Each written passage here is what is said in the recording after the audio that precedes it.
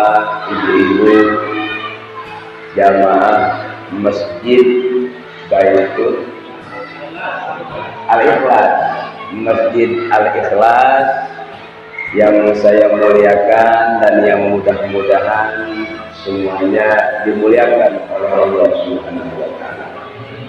Wabil khusus yang terhormat para alim ulama, para asatidz, para hujjaj, tokoh pemuda, tokoh masyarakat, para sesepuh, wabil khusus yang sama-sama kita muliakan, yaitu guru kita bersama Al-Ustaz Abdul Jamil, Kang Lupa yang saya hormati Ketua DKM Masjid Al-Ikhlas beserta jajarannya, yang mudah-mudahan senantiasa semuanya dimuliakan oleh Allah Subhanahu wa taala.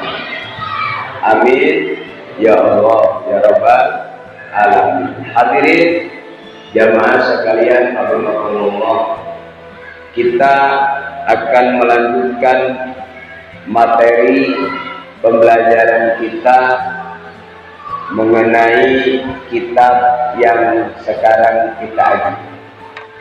Alhamdulillah, atas izin Allah kita semuanya masih diberikan nikmat sehat walafiat, nikmat panjang umur, terutama nikmat iman dan nikmat Islam. Alhamdulillah, pada bulan yang kedua ini kita bisa berjumpa kembali, bertemu kembali di masjid ini, sekaligus di majelis ini dalam rangka thalabul ilmi. Mudah-mudahan thalab ilmi kita pada malam hari ini senantiasa mendapatkan ridho dan rahmat dari Allah Subhanahu wa taala.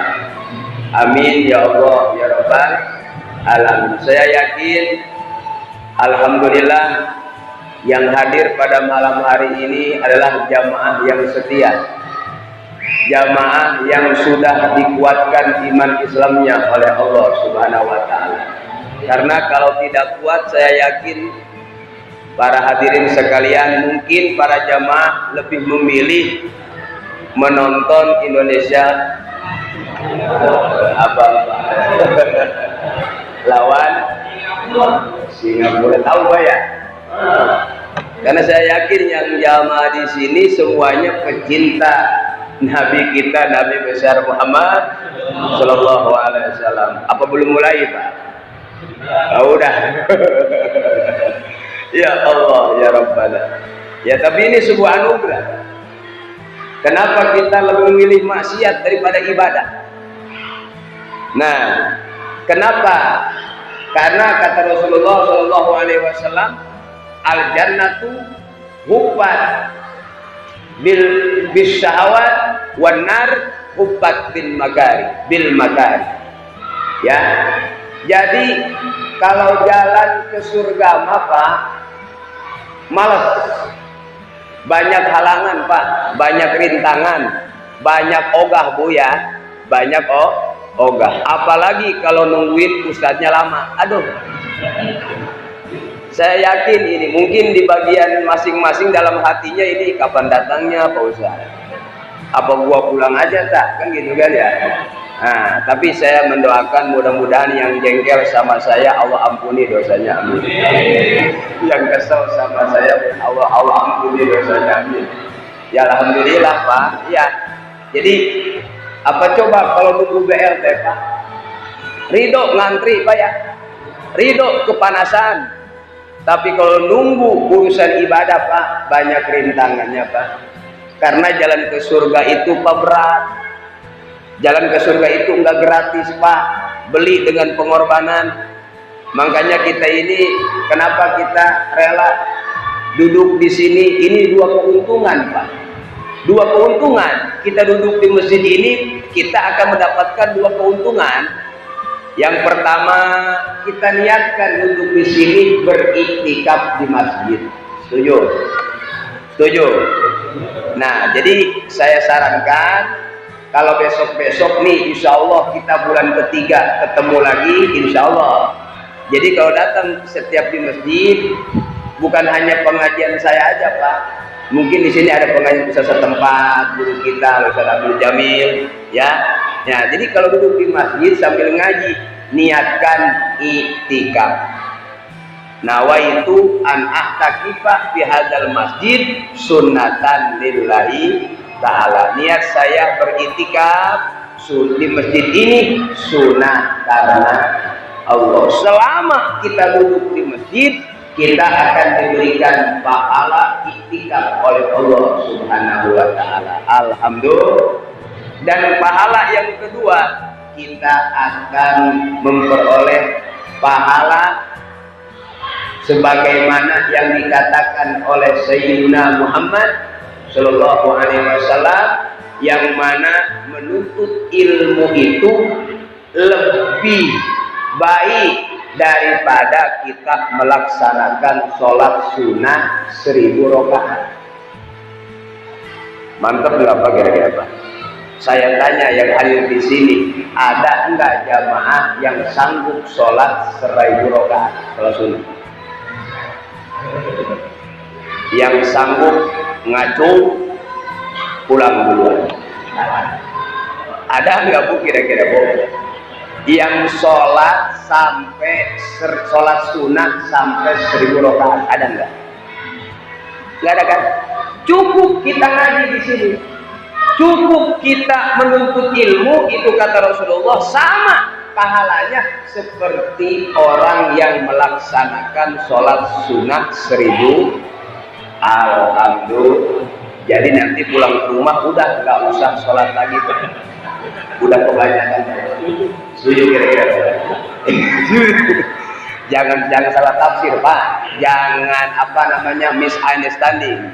Ya jangan salah pemahaman Pak, hati-hati gitu ya. Maksudnya nanti pahala kita dilipat gandakan oleh Allah Subhanahu. Tolonglah Pak ya, apalagi ini Bu di akhir zaman, Bapak Ibu sekalian, tolong kita, kalau kita mengaku umat Islam, kita mengaku beriman, mari kita bersama-sama menghidupkan ajaran daripada baginda alam Nabi kita Nabi besar Muhammad Sallallahu Alaihi Wasallam. Karena zaman ke depan semakin tajam Pak. Sebentar lagi kita akan pergantian tahun dari 2021 menuju tahun 2022. Kalau bulan hijriahnya 1443 hijriah. Ini masih zaman enak Pak. Ini masih zamannya damai dan cinta. Tapi para mufassirin meriwayatkan di dalam Al-Qur'anul Karim, kalau sudah tahun 1500 hijriah, itu sudah tidak ada lagi kedamaian. Itu sudah tidak ada lagi saling mencintai, saling mengasihi antar sesama manusia. Bahkan dijelaskan oleh sebagian mufassirin di riwayat, dalam riwayat bal adalluhum kal an'am. Kalau tahun Islam sudah mencapai 1500 hijriah, akhlak-akhlak manusia, perilaku-perilaku manusia itu seperti binatang. Na'udzubillahi min dzalik. Bal adalluhum kal an'am wa ulaika humul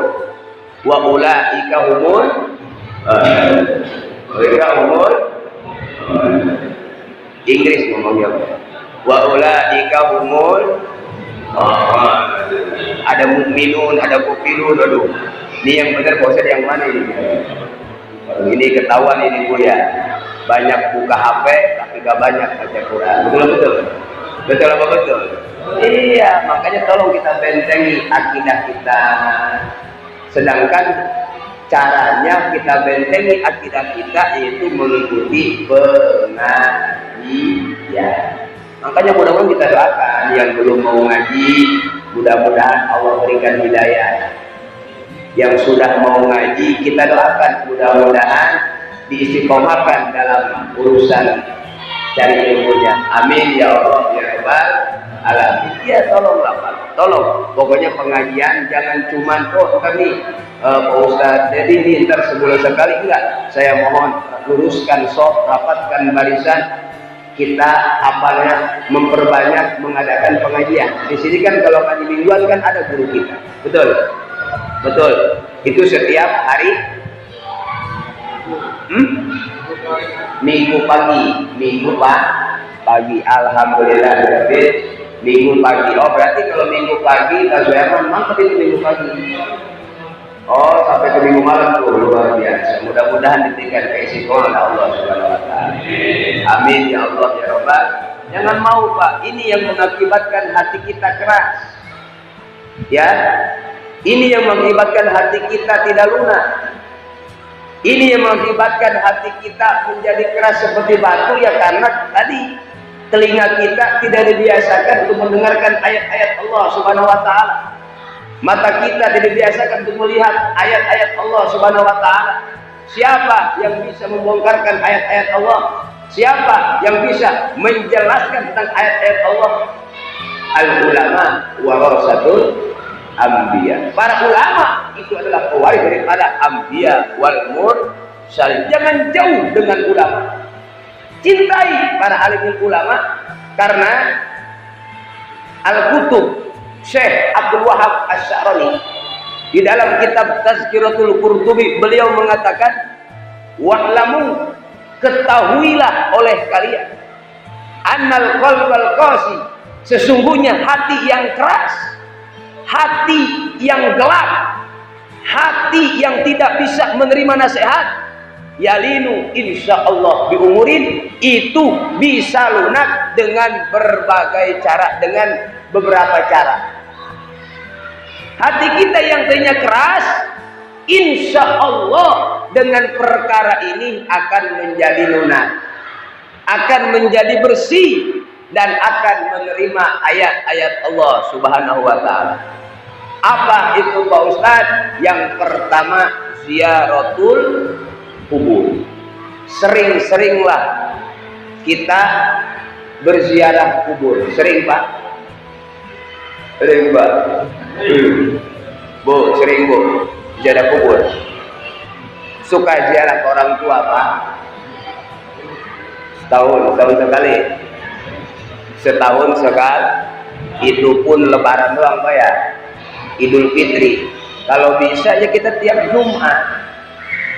Ba'da Jumat.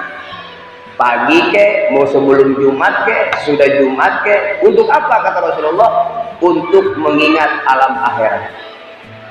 Hati kita yang tadinya keras akan menjadi lunak kalau kita sering berziarah kubur. Itu. Yang kedua, wa huduru majalis wa'zi. Ya. Hadirilah majlis-majlis taklim, majlis-majlis ilmu minal ulama was sholihin, dari majlisnya para ulama dan para sholihin. Sering kita hadir di pengajian, insya Allah ibu bapak hadirin sekalian, hati kita yang lemah, yang keras akan menjadi lunak. Amin ya Allah ya Rabbal. Nah ini salah satunya, ya satunya untuk menguatkan keimanan kita, untuk menguatkan keislaman kita, dan untuk melunakkan hati kita yang keras. Nah makanya kita lanjutkan Pak. Siap ngaji Pak? Bu, siap ngaji Bu? Nah ini kita metodenya yang kita akan jelaskan di kitab ini adalah ilmu fikih. Ilmu yang seperti saya bilang bulan kemarin Pak, bahwa Ba'dul hukama, sebagian ahli hukum mengatakan bahwa al ilmu arbaatun. Ilmu itu ada 4. Ilmu itu ada 4. Yang pertama ilmu nahwu. Ilmu nahwu. Kalau yang pesantren pasti tahu itu ilmu nahwu, pasti tahu. Yang kita sering iya huma anta antuma pasti banyak yang tahu kan pasti ya. Itu ilmu nahwu. Apa tujuannya? tujuannya untuk supaya kita ini melafazkan bahasa Arab dengan fasih dan benar. Dengan fasih dan benar. Yang kedua, udah saya bagian kedua aja, ilmu fikih. Ilmu fikih itu untuk apa Pak Ustaz? Lil adyan, untuk mengatur agama kita. Kalau agama Islam tidak diatur oleh ilmu fikih, agama kita berantakan. Na'udzubillah min. Makanya dalam ilmu fikih ini ada visi dan misi. Apa tujuan daripada ilmu fikih? Yang pertama, ilmu fikih itu mempunyai arti al-ilmu bil ahkami syar'iyah al-amaliyah al-muktasabi min adillatiha at-tafsiliyah. Ngerti Pak? Iya. Pusing kalau pusing sama kalau lihat pusing Pak. Pusing. Jadi sesama pusing jangan mengganggu Pak ya. Juga pusing ini sama orang ini.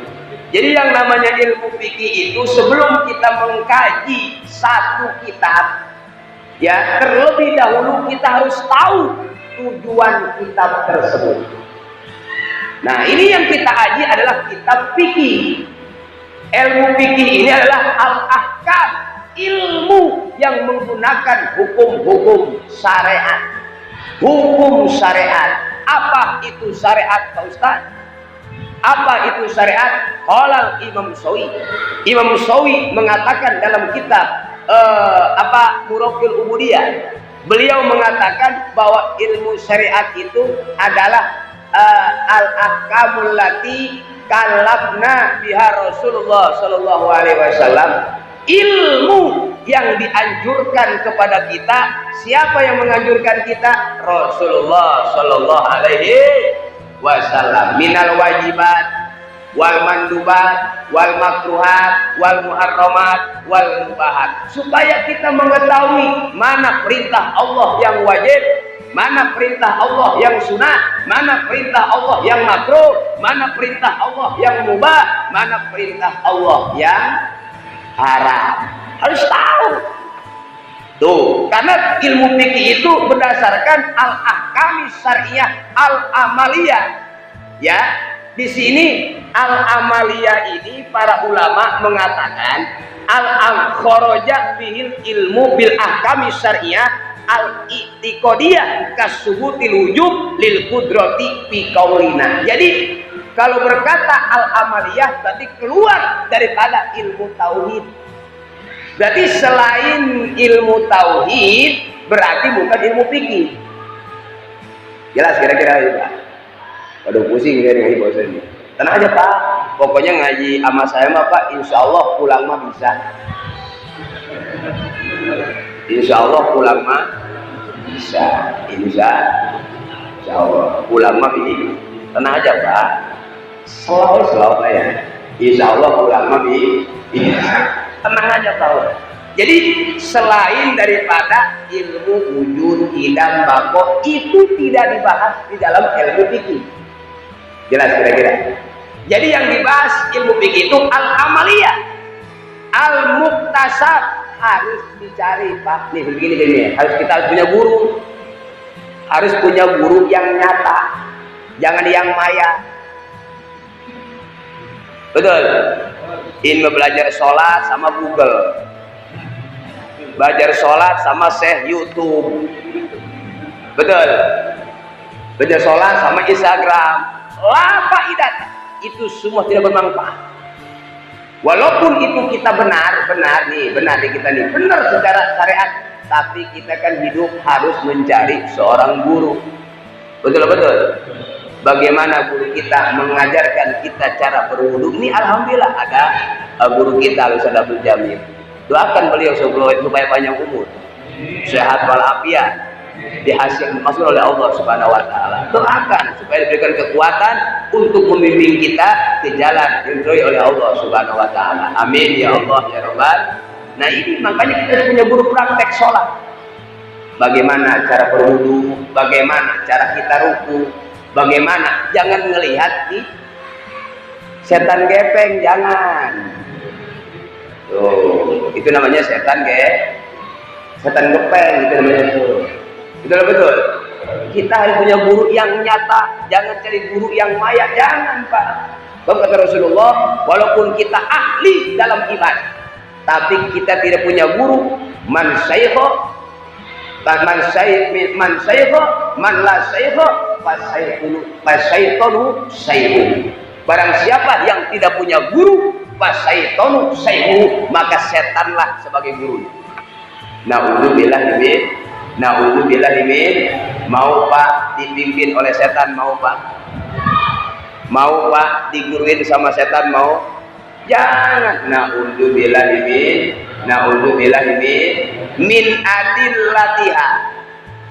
adillatiha, dari dalil-dalilnya. Tuh, dari dalil-dalilnya kita harus mengetahui. Dari dalil-dalil wudu, bagaimana dalil wudu? Bagaimana dalil sholat? Nih, seperti wudu, ya. Sementara ini kita sudah mengetahui ada berapa rukun wudu, ada berapa syarat wudu, ada berapa pembatalan wudu. Nah, itu semua tidak dibahas di dalam kitab suci Al-Qur'anul, cuman dibacakan ayatnya. Cuman tidak didetailkan satu persatu. Siapa yang mendetailkan rukun wudu sekian, syarat wudu sekian? Nah, itu nanti menggunakan ijma'ul ulama. Betul. Menggunakan ijma'ul ulama. Apa itu ijma'ul ulama? Nanti isinya 4. Quran, hadis, ijma' ulama, qiyas. Itu patokan kita. Betul, itu patokan kita. Tuh, hati-hati. Nah, ini kita mau mengkaji ilmu fikih, ya. Jadi di sini min adillatiha at-tafsiliyah, harus detil. Contoh, begini atasnya begini, ya. Seperti kita dalam ayat Al-Quran dijelaskan aqimus shalah. Wallahu a'lam bishawab. Ya, wahai orang-orang beriman, aqimus shalah, dirikanlah oleh kalian apa? Shalat. Nah, itu kalau kata santri, akim itu bukan fi'il madi, bukan fi'il mudhari, melainkan fi'il amr. Akim, akimu, akimi, akima. Yang mondok pasti ngerti. Yang nggak mondok pusing Pak. Betul. Nah, aqimus sholat. Nah, ini kan amr, perintah dari Allah Subhanahu wa ta'ala. Perintah kepada kita agar kita melaksanakan sholat. Nah, ini amrnya apa? Amr lil wujub, perintah yang menunjukkan kepada hukum yang wajib, perintah yang wajib. Apa perintah yang menunjukkan kepada pekerjaan yang sunat, apa yang makruh, apa yang mubah, apa yang haram. Ini kan berarti jelas di sini aqimus sholat amrun lil wujub, perintah yang harus dilaksanakan. Berarti wajib. Berarti wajib. Apa tafsiliyahnya? Yuntiju aqimus sholat lil wujub. Kenapa kita mendirikan sholat? Karena sholat itu hukumnya, nah itu yang disebut dengan at-tafsiliyah. Oke, ya. Jadi sampai sini puyeng apa gimana? Puyeng. Alhamdulillah. Bu, sampai sini puyeng Bu ya? Puyeng aja Bu ya? Ya udah, kalau puyeng mah Bu, nanti pulang rumah minum paramek aja udah. Insya. Bahkan sebagian ulama mengatakan Bu, ada sebagian ulama pusing mikirin ngaji itu mengurangi dosa. Jadi ngaji itu enakan pusing apa gampang?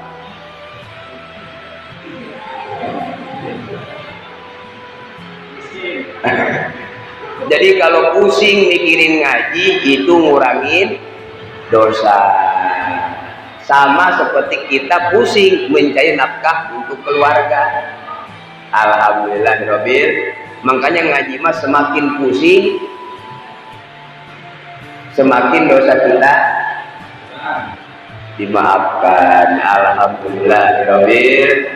Alhamdulillahirabbil. Nah, makanya di sini tujuan fikih ini seperti ini. Ya, jadi yang disebut dengan ilmu fikih tadi al-ilmu bi ahkam syariah al-amaliyah al-muqtasidin min adilatiha at-tafsiliyah. Itu Pak Ustadz ilmu fikih buat siapa? Buat kita. Nih, buat kita yang beragama Islam, yang sudah balik, yang punya akal. Yang di sini sudah balik semua kan Pak? Bu, ibu sudah balik? Udah? Belum dua kan?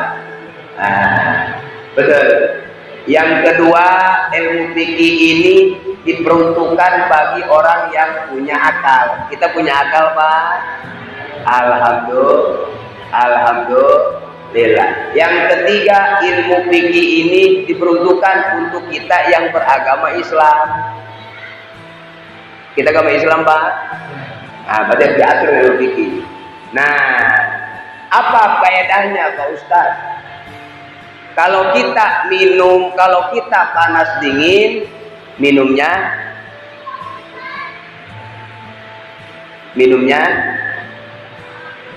ada yang percaya dengan mixagrip, ada yang sama apa lagi?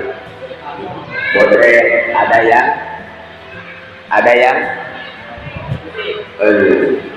ada yang prokol, macam-macam, tergantung cocoknya, betul. Tapi kan mixagrip ada fungsinya, syariatnya, betul. Minum prokol pasti ada pengaruhnya bagi yang cocok dengan prokol, betul. Nah, ini juga ilmu fikih, ini cocok untuk umat Islam. Karena apa? Buah ngaji fikih ini tujuannya tidak mungkin Pak. Setiap kita menanam pohon, tidak mungkin nggak ada buahnya, betul. Kita nanam cabai pasti tumbuh cabai. Kalau kita menanam tomat pasti yang jadi tomat. Nah, begitu pula kita menanam kebaikan, ya, yang akan jadi kebaikan. Insya kalau kita menanam keburukan yang jadi, nah ini kita namanya ini ini sedang kita apa? Sedang menanam ilmu. Mudah-mudahan tanaman kita jadi Pak ya. Amin ya Allah ya Rabbal alamin. Nah, apa tujuan ilmu fikih ini? Buahnya ilmu fikih ini apa Pak Ustadz? Buahnya adalah imtisalu awamirillah wastinabun nawahi. Mengerjakan perintah Allah, menjauhi larangan-larangan. Kenapa kita harus mengaji fikih Pak Ustadz? Karena tadi saya bilang untuk mengatur hukum-hukum Allah Subhanahu wa ta'ala. Udah. Terus apa masalahnya Pak Ustadz? Ya, ilmu fikih ini diambil dari 4 sumber. Yang pertama kitab Al-Qur'anul Karim. Yang kedua hadis Nabi. Yang ketiga adalah ijma'ul ulama. Yang keempat kias. Oke, saya akan bahas satu persatu apa yang dimaksud dengan ijma Pak Ustadz. Oke, nih di dalam kitab dijelaskan yang namanya ijma itu adalah huwa ittifaqu mustahidil ummah. Ittifaq mustahidil ummah. Jam berapa ini Pak? Soalnya lain lagi pandangannya ini. Ya. Lalu yang namanya ijma ini ittifaqu mustahidil ummah, sepakat mustahidil ummah, orang yang mustahidil ummah, kaulan wa fi'lan, sepakat para mustahil ummah yang dijadikan patokan oleh umat manusia. Mustahidil ummah, kekuatan umat, kaulan wa fi'lan au takriron ba'da wafatin Nabi sallallahu alaihi wasallam. Jadi setelah Nabi kita wafat, hukum ya, warisan Nabi, hukum Allah subhanahu wa ta'ala, hukum Allah. Jadi hukum Allah itu bukan warisan. Nabi mengerjakan hukum Allah setelah Nabi wafat, kemudian hukum tersebut direkam oleh siapa? Para sahabat. Setelah sahabat meninggal dunia, direkam oleh para tabi'in. Setelah tabi'in wafat, direkam oleh atba tabi'in. Bukan hukum Allah itu bukan warisan, bukan. Hukum Allah bukan warisan. Itu ketentuan yang harus kita laksanakan dari zaman Nabi Muhammad sampai sekarang. Jelas kira-kira Pak? Jelas gak kira-kira? Kadang-kadang kan begini Pak, ini maaf Pak, karena saya sering harus binikmah Ustaz, saya sering keluar, itu kadang-kadang ada yang mengatakan kepada saya, masalah menentukan, maaf Pak, bersetubuh dengan istri yang bagus malam apa, kan begitu ya.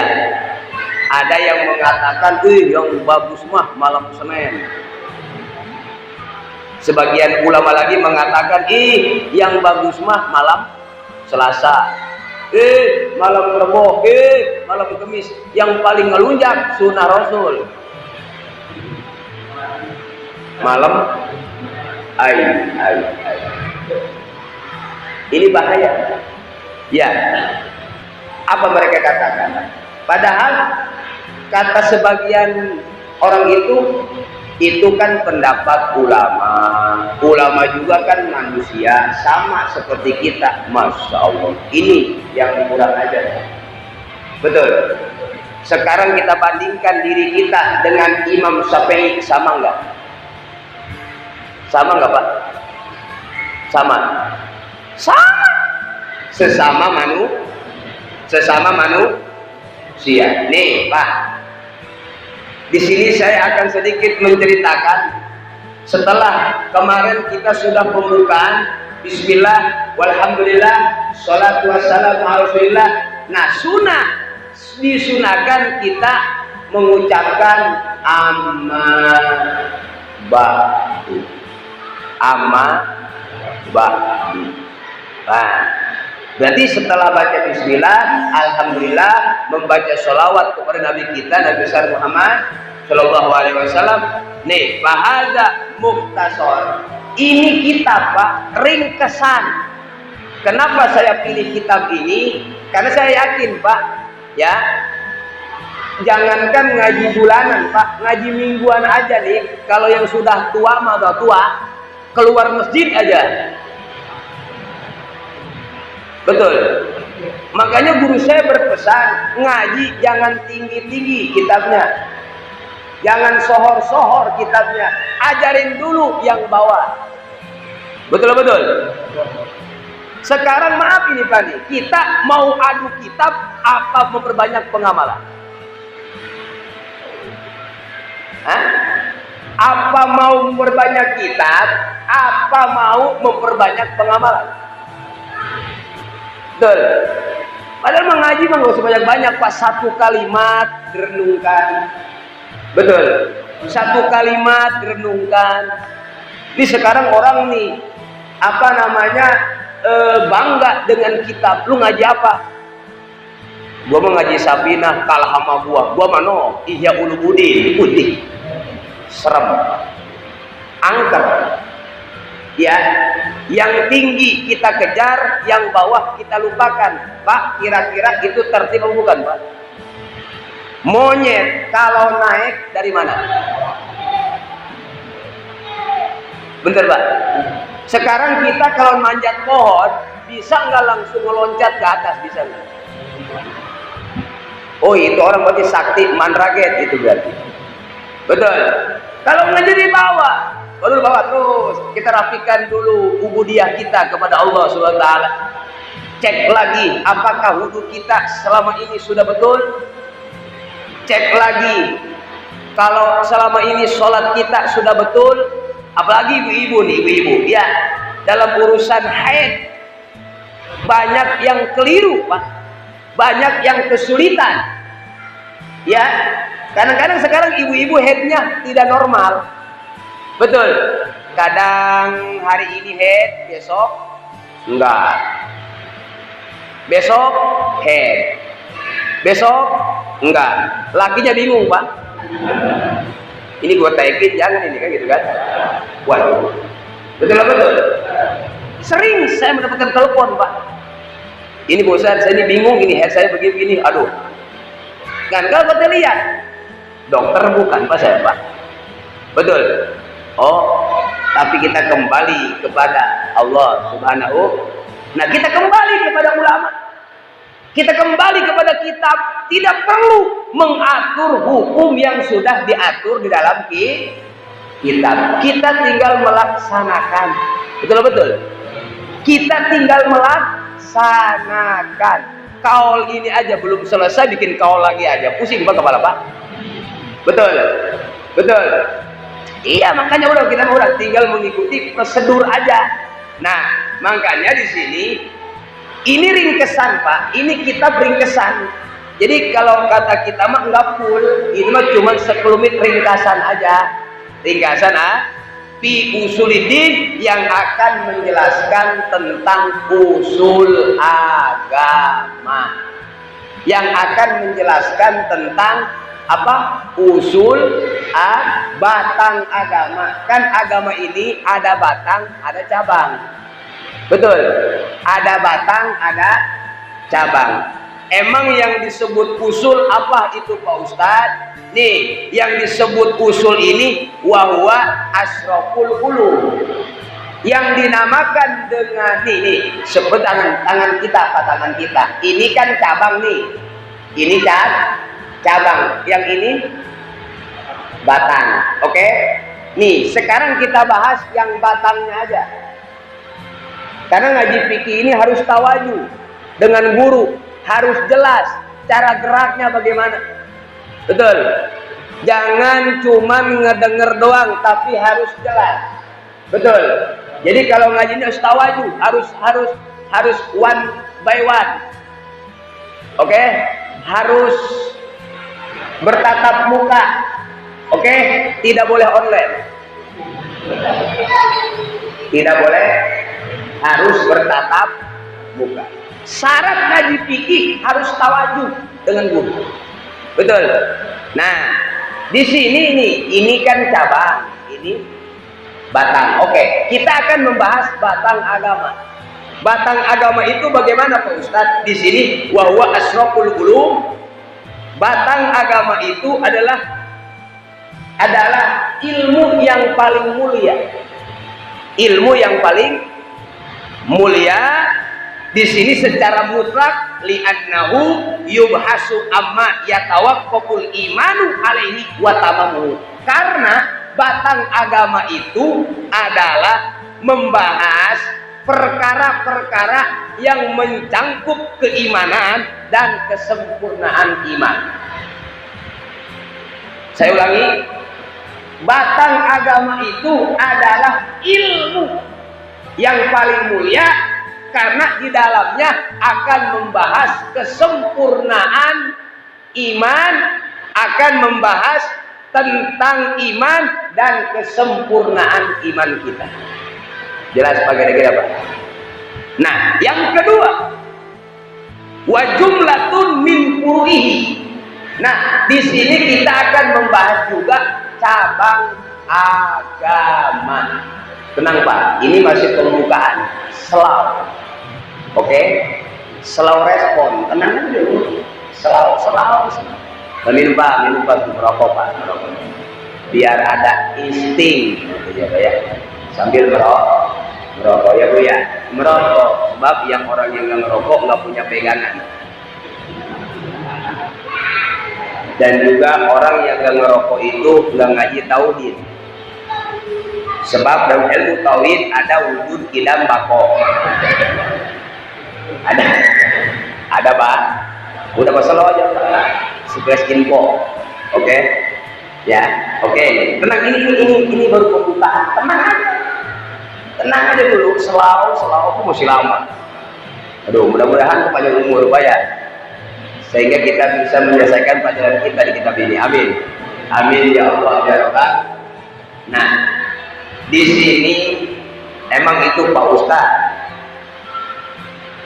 Tadi saya sudah mengerti tentang usul. Ini kan kitab karangan Syekh Muhammad Hasbullah yang disyaratkan oleh Syekh Al-Alim Al-Allamah Syekh Nawawi bin Umar bin Arabi bin Ali Al-Bantani.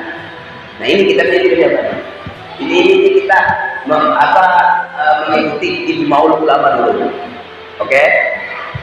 Nanti insya Allah saya jelaskan ini Qurannya, ini hadisnya, ini ijma'nya, ini kiasnya. Setuju? Siap begitu siap? Iya tenang aja dulu selalu ya selalu. Makanya kita simak aja dulu, simak dulu. Nah tadi saya sudah jelaskan bahwa yang namanya batang agama itu adalah ilmu yang mulia, ilmu yang mulia yang di dalamnya membahas tentang iman dan kesempurnaan iman, yang membahas iman dan kesempurnaan iman. Oke. Nah sekarang Furu'uddin, ada usuliyah, ada furu'iyah. Apa furu'iyah Pak Ustaz?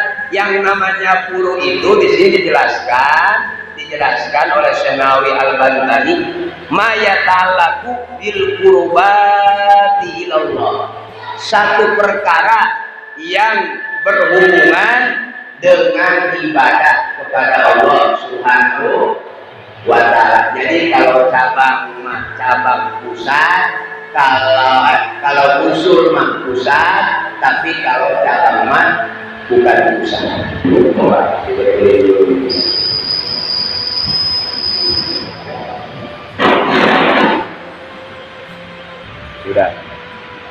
Udah kali ya, udah kok ya gitu. Jadi nggak ada suara-suara yang menggenggelkan. Ini hujan Bu ya, Pak ya. Oh, hujan kritis ya. Mudah-mudahan hujan ini menjadi saksi sama orang-orang yang ngaji malam ini. Karena dalam satu keterangan menjelaskan kalau kita lagi ngaji, kebetulan hujan turun. Ya, hujan turun itu satu tetes hujan akan menjadi satu malaikat.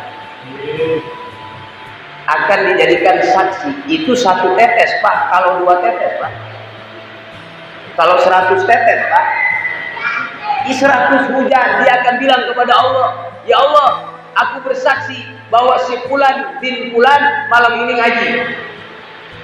Alhamdulillah. Makanya Pak yang hebat mah ibu bapak sekalian nggak usah ngaji Pak, kita hujan-hujanan aja.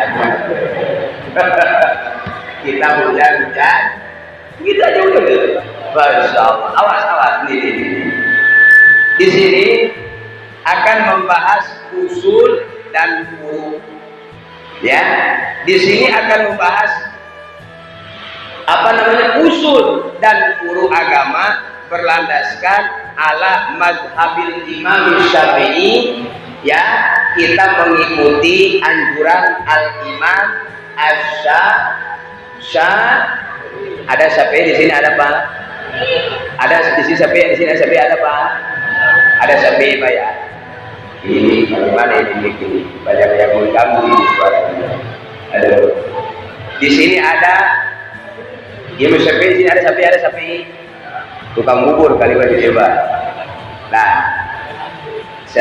tapi saya mohon maaf, tapi insya Allah kali yang di sini penduduk perumahan di sini mungkin Pak Ustadz mayoritas semua penganut mazhab Imam Syafi'i.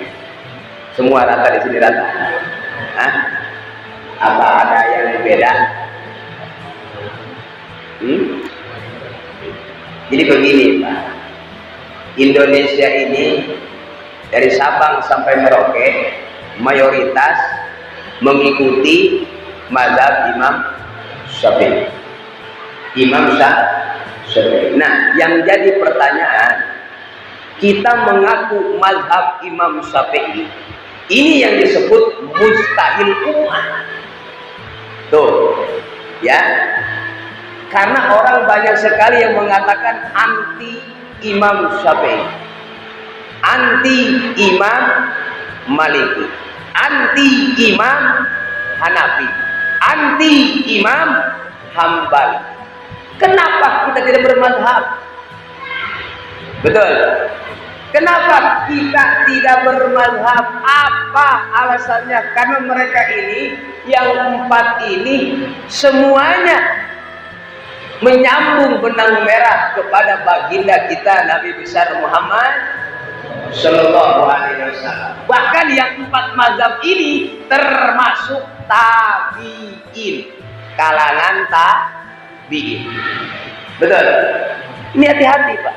Kalau kita bermazhab Syafi'i, tolonglah jangan Mamalikian, jangan Hanafian, jangan Hambalian. Betul. Masa satu pondok A2 cinta? Betul. Tidak mungkin. Tidak mungkin.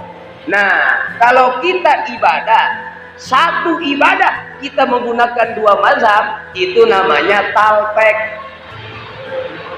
Tahu talpek Bu? Poligami, perselingkuhan. Betul. Kalau kita mau menganut salah satu mazhab, misalnya saya ingin mengenal betul bagaimana ajaran Imam Syafi'i, terus dari awal sampai akhir kita kenali siapa Imam Syafi'i. Betul. Jangan mengaku saya Syafi'i, tapi sama Syafi'i kagak tahu. Syafi'i blok C. Betul. Iya. Kalau kita gampang Bu, kita ngaku Pak saya Syafi'i. Yang jadi pertanyaan, Imam Syafi'i ngaku nggak sama kita? Ayo. Betul. Makanya kita kenali dulu siapa itu Imam Syafi'i. Oke. Nih, di sini ala mazhabil Imam Asy-Syafi'i radhiyallahu anhu. Siapa itu Imam Syafi'i? Oh, Imam Syafi'i di sini nama lengkapnya adalah Muhammad bin Idris. Muhammad bin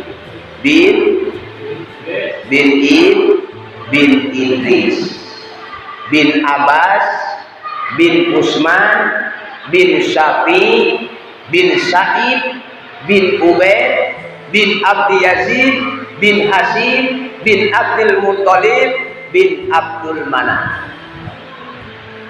Hafal? Oke. Saya ulangi. Imam Syafi'i ini julukan, ya. Jadi nama aslinya dari Abi Abdillah, itu julukan daripada Imam Syafi'i rahimahullah. Ya.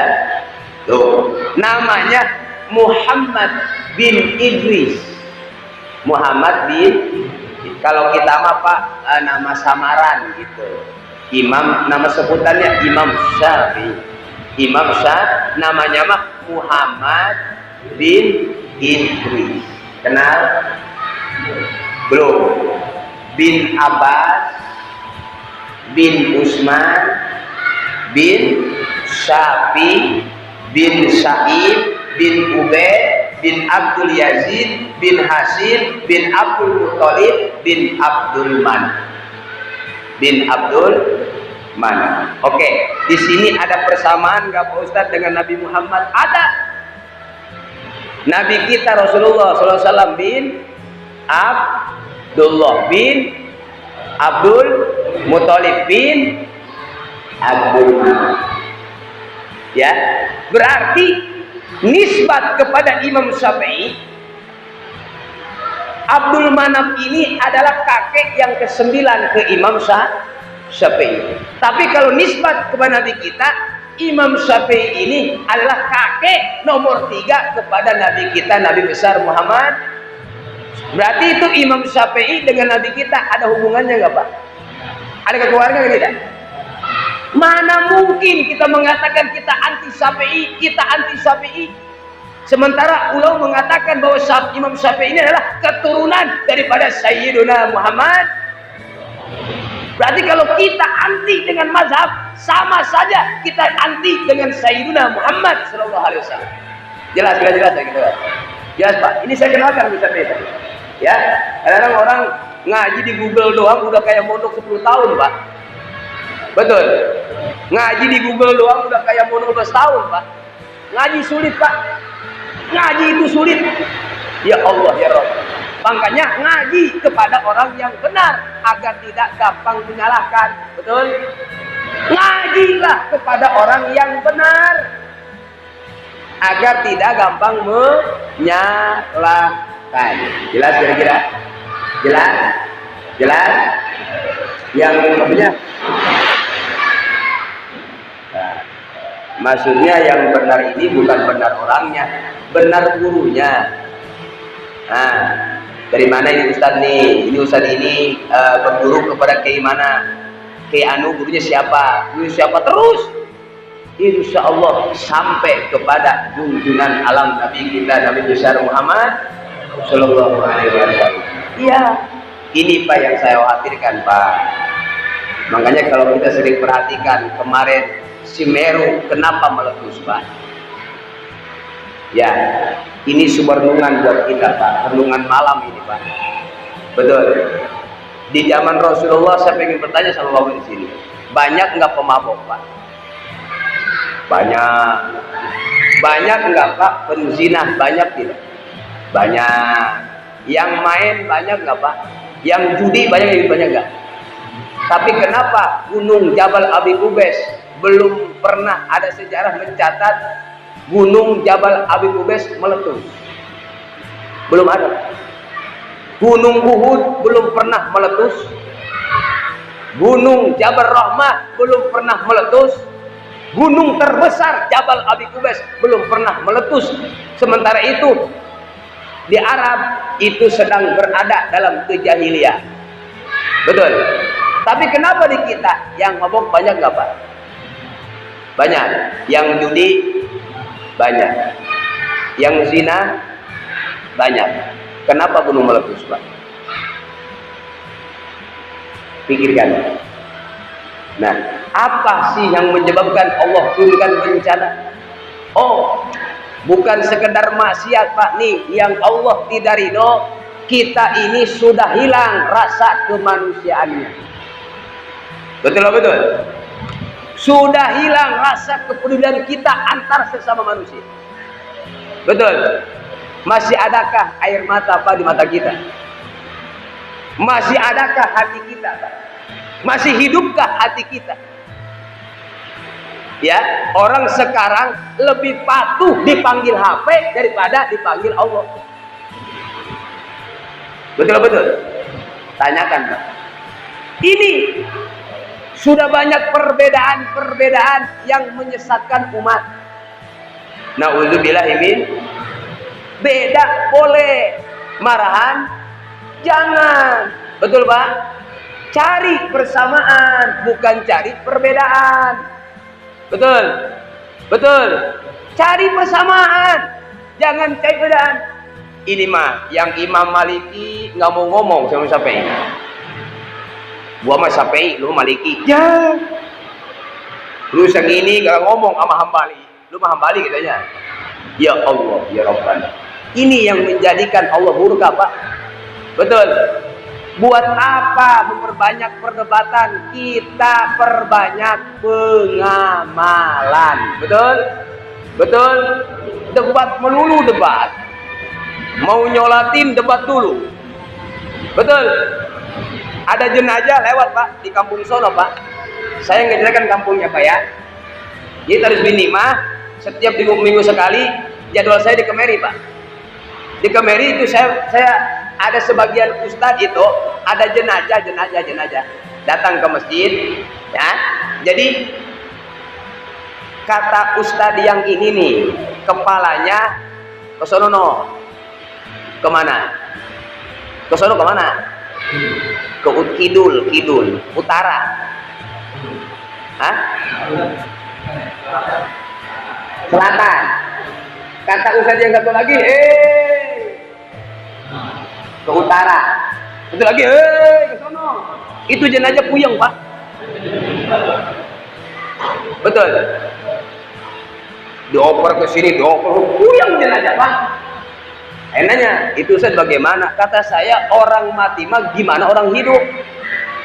Mau kepalanya ke selatan kek, malah lagi ke utara kek, mau berdiriin kagak masalah Pak. Kalau berani mah, jika usah disebut serius. Oke, ente buka kitab Ibanatul Ahkamiyah, sarah daripada kitab Bugiyatul Mustarsidin karangan Al-Habib Rahman Al-Masyhur. Antum buka kitab, jangan antum hukum antum ini melalui otak sendiri, tidak boleh, harus berlandaskan dengan 4 yang tadi, Quran, hadis, ijma, qiyas. Antum buka baru betul. Ini usah ribut kan, akhirnya nyolatin kagak Pak, mayit nunggu aja begini, mayit nunggu aja lama. Betul Pak. Ini akibat keegoisan. Ini yang Allah murka. Betul.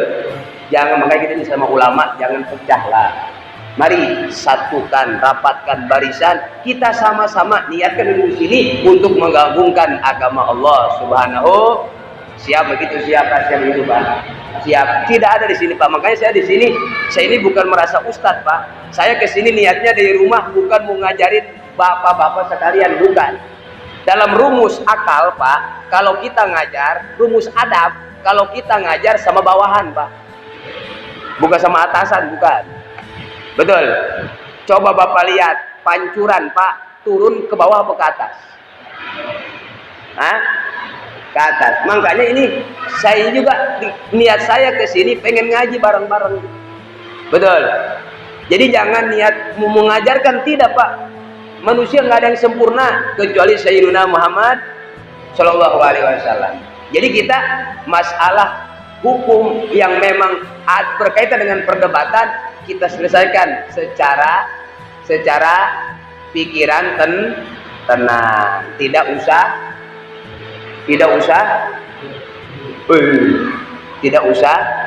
ribut, nggak ada untungnya, betul. Ya, oke. Sekarang nih saya jelaskan kembali lagi nih. Kembali kepada Imam Syafi'i. Jadi Imam Syafi'i namanya Syekh Muhammad bin Idris. Ya, oke. Segitu aja udah. Kalau ditanya, Pak, tadi Imam Syafi'i bin siapa? Bin Yusuf kayaknya. Yusuf lagi. Muhammad bin Idris. Udah gitu aja, udah Pak, gitu aja. Nih, Imam Syafi'i ini sedikit saya bahas, Pak ya. Jadi Imam Syafi'i ini lahirnya di Guzan. Tahu Guzan Pak? Tetangga Lebak. Guzan itu di mana? Irak. Tahun 1500 Hijriah, 150 Hijriah. Itu lahir daripada Imam Imam Syafi'i lahir di Guzan pada tahun 150 Imam Malik dilahirkan tahun 83 Hijriah. Imam Hanafi dilahirkan pada tahun 80 Hijriah. Imam Ahmad dilahirkan tahun 164 Hijriah. Hafal?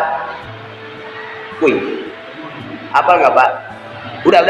Satu dulu. Kita sekarang Imam Syafi'i lahir tahun 150. Wafat Imam Syafi'i pada tahun 204. 200 berarti 204 diambil 150 tahun berapa? 54 tahun umur Imam Syafi'i. Panjang atau pendek, Pak? Panjang atau pendek? Sedang pala 54 tahun. Sedikit. Tuh, akmarul khiyar isor. Umur pilihan itu ringkas, Pak.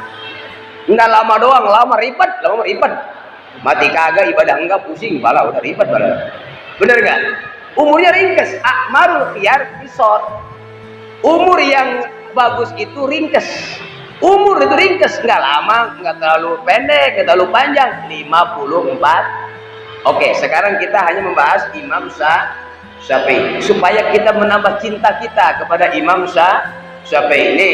Oke, di sini Imam Syafi'i lahir di Guzad, pindah dibawa ke Mekah pada tahun umur 8 tahun dibawa ke Mekah. 2 tahun dibawa ke Mekah. 2 tahun dibawa ke Mekah. Begitu lahir di Irak, dapat 2 tahun dibawa ke Mekah. 8 tahun hafal Al-Quran. Masya Allah. 8 tahun hafal percis kayak orang sini, Pak. Amin. 8 tahun talar hafal Al-Quran. Masya Allah. 10 tahun hafal hadis muwatta karangan gurunya Imam Malik. Ngaji ilmu fikihnya kepada Syekh Muslim bin Khalid. Guru fikihnya itu. Kalau kita siapa guru fikihnya? Ayo. Kalau kita siapa guru fikihnya, Pak? Tuh, ya. Nih, Imam Syafi'i mempunyai guru fikihnya itu namanya Syekh Muslim bin Khalid, mufti negara Mekah. Mufti negara Mekah. Kalau gitu, Syekh Zinzi atau yang disebut Syekh Zinzi, umur 15 tahun sudah menjadi mufti. Boleh memberikan fatwa di umur 15 tahun, Pak. Masih muda. Imam Syafi'i muda, luar biasa kecerdasan beliau pada waktu itu. Betul. Betul, Masya Allah.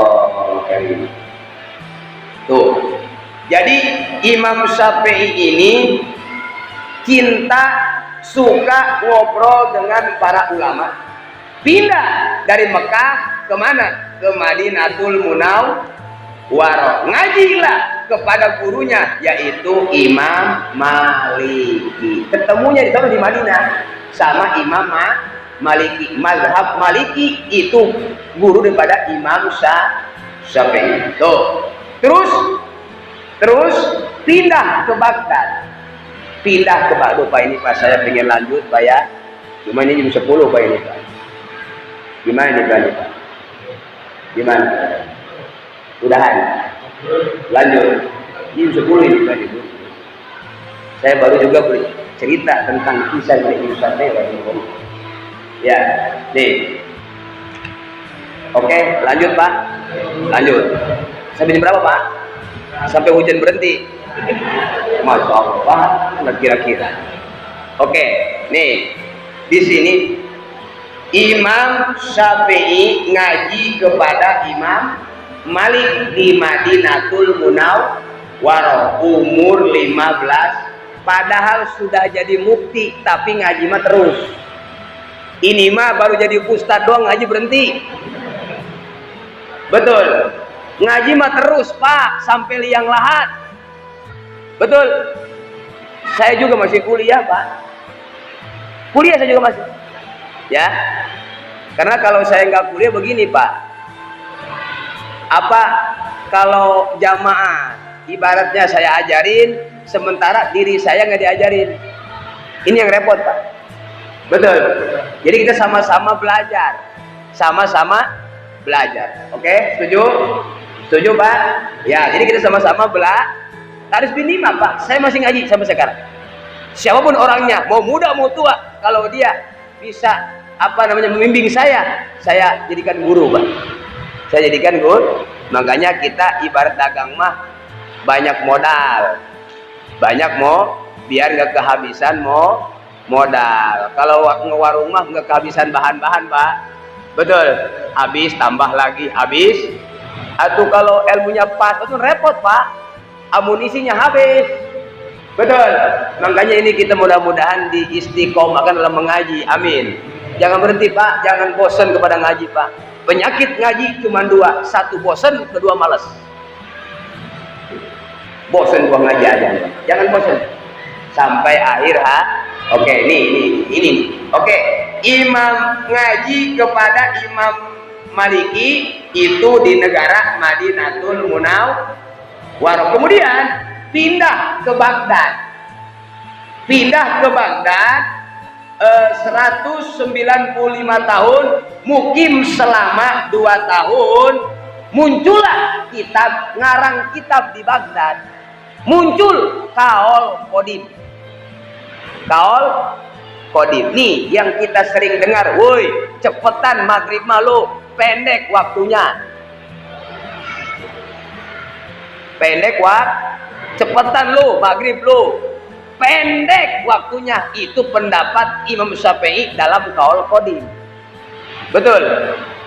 Nah, coba kalau kita lagi buka puasa Pak, belum buka Pak, belum ngerokok, belum berak Pak. Kita isya maghrib mau ke isya, boleh nggak Pak? Boleh nggak? Boleh. Itu kaul jadid Imam Syafi'i. Tuh, ya. Kalau dalam kaul qadim kata Imam Syafi'i, waktu maghrib, Allahu Akbar, Allahu Akbar. Selesai azan, wudu, sholat sunnah, wudu, pakai sarung, pakai baju, ke masjid, sholat sunnah qobliyah, sholat maghrib, ngewirid, ba'diyah, habis waktu maghrib. Waduh, menurut kaul qadim. Nah, tapi di situ ada kaul jadi daripada Imam Syafi'i. Kata kaul Imam Syafi'i, waktu maghrib mah masih boleh sebelum datang waktu. Nah, itu kan kaul qadim yang ngomongnya Imam Syafi'i, kaul jadid yang ngomongnya Imam Syafi'i. Nah, kita pilih yang mana? Di sini timbul koedah, timbul argumentasi, ada indikasi, ada silang pendapat. Kita pasukan koedah. Iza ta'arada qadim wal jadid fal qadim laisa mazhabi ila titis ata asyara mas'alatan. Ngerti? Pusing kepala gua. Apabila bertolak belakang antara kaul qadim Imam Syafi'i dengan kaul qadim Imam Syafi'i dengan kaul jadid Imam Syafi'i, yang mana kita pilih? Fal qadim laisa mazhabi. Qadim bukan kaulku, kata Imam Syafi'i, ila fitis ata asyara mas'alatan, terkecuali 19 masalah, salah satunya yaitu menentukan habisnya waktu sholat maghrib. Nah, jadi waktu maghrib mah selama belum isya boleh dilaksanakan. Jelas? Alhamdulillah. Makanya kita buka puasa Pak, ngerokok dulu berak dulu Pak. Nanti isya 10 menit lagi maghrib, sholat 10 menit lagi ke isya. Mantap kan Pak ya? Mantap nggak Pak? Betul. Makanya saya pengen ketawa Pak. Katanya santri maghrib mau isya aja senyum Pak, santri apa? Senyum. Begitu emang tuh kalau orang ngajinya setengah mah edan Pak. Atau iya, kalau orang ngajinya setengah-setengah edan. Tahu Pak, edan tahu. Ya begitu itu, katanya santri diomongin Pak, aduh repot hati Pak. Repot pokoknya. Betul. Karena udah ada kitabnya, buat apa kita? Jangan ragu kepada Imam Syafi'i rahimahullah. Masya Allah. Terus pulang lagi ke Mekah. Nggak lama di Mekah, ke Baghdad lagi. Tahun 98 Hijriah. Nggak lama, pindah lagi ke Mesir. Jadi Baghdad, Mekah, Madinah, ke Mekah lagi, terus ke Baghdad, terus ke Mesir.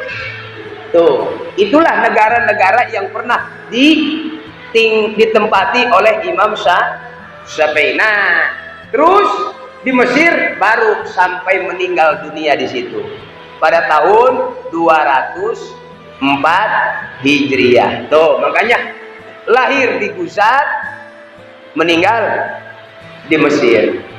Mudah-mudahan kita semua diaku sebagai Imam Syafi'i. Amin. Amin ya Allah ya Rabbal alamin. Nah, salah satu Pak keistimewaan Imam Syafi'i apa Pak? Jadi beliau kalau malam itu waktu itu dibagi 3, sepertiga buat sholat, sepertiga buat tidur, sepertiga buat baca Quran. Kayak kita aja begitu Pak. Sepertiga kencing, sepertiga tidur lagi, sepertiga tidur terus sampai subuh-subuhnya jam 8. Soalnya pada subuh kodoan malu. Masa subuh jam 8 pagi Bu, mantep itu kan, tapi nggak apa-apa daripada nggak subuh. Betul, bayar hutang dong, gai lobang tutup lobang, tinggalin sholat bayar hutang. Betul. Aduh iyalah, memang kalau ngaji mah enak Pak. Lu subuh kesiangan ada kodok, tenang kalem ini biasa. Ada kok kodok. Emang boleh Pak Ustadz, nanti kita bahas kodok Pak. Oke? Nanti kita bahas. Tenang aja. Emang betul. Memang buat apa? Sholat yang sudah tertinggal tidak bisa dikodok. Wede. Tetaplah di situ kan ada ikhtilaf para ulama. Nanti kita bahas. Insya. Nah, ini juga apa pembukaan udah pada ngumpul aja Pak ini Pak. Ya, ini kita baru pembukaan ini Pak, pada awal ini Pak. Betul.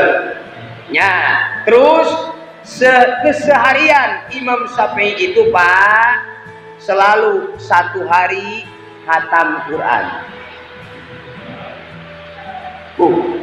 1 hari. Ini mah sholat Jumat, imam baca Syafi'i sudah goyang Pak. Syafi'i lama amat ini. Baru Syafi'i. Tadi mah Yasin, Pak Ustadz tadi usah kalian. Sehari, bahkan dalam satu riwayat Pak, Imam Syafi'i ini kalau sholat sunnah 2 rakaat, 1 rakaat 15 juz, 1 rakaat lagi, Masya Allah. Ini kehebat mana coba yang anti Syafi'i saya pengen lihat orang. Siapa yang bisa menandingi daripada keistiqomahan ibadah dari Imam Syafi'i rahimahullah. Ini macam-macam Pak. Ya Allah ya Rabb. Akan kita takut dosa kita Pak kalau merendahkan Imam Syafi'i. Hati-hati. Masya Allah. Bahkan ya beliau kalau bulan suci Ramadan itu hatam Quran 60 kali. Kita Pak sekali juga gak pernah gitu Pak. Sibuk Pak Ustadz nguber THR. Betul, nguber THR. Nah, terus di sininya Imam Syafi'i selama 16 tahun tidak pernah kenyang perutnya Pak. Jadi Imam Syafi'i ini makan ini diatur betul-betul, jarang kenyang. Ini kalau kita makan pagi wudhu, yang suka wudhu benar, jam 9 pagi tukang pempek dipanggil, tukang somai itu, zuhur nasi padang, jam 3 malam